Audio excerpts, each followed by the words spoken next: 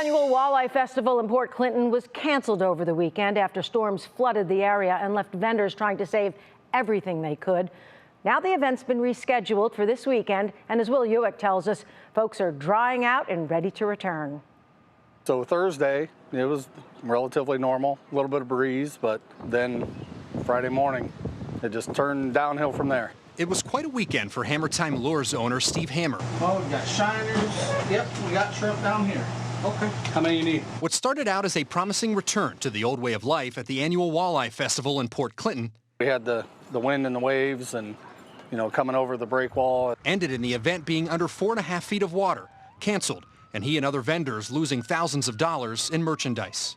That was pretty crazy. I had, a buddy of mine come and help me and, just trying to see what we can salvage, and it was really surreal. Steve's friends and family rallied. You have to untangle it, hello? To not only help him get as much stuff out of the water as possible, but also salvage and repack everything he could. So when the postponed Walleye Festival returns this coming Thursday, he'll be ready again. Any of the stuff that we were able to recover, we're cleaning up, we're, assessing, making sure it's still usable. So we'll have some deals at the festival for sure. The community also rallied around Steve, offering help, words of encouragement, and even to buy some of the waterlogged merchandise.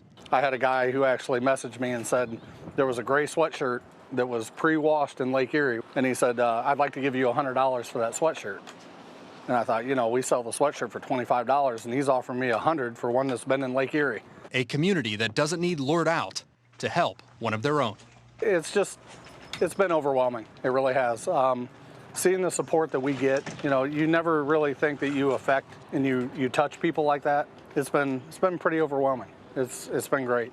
In Sandusky, Will Ewick, 3 News.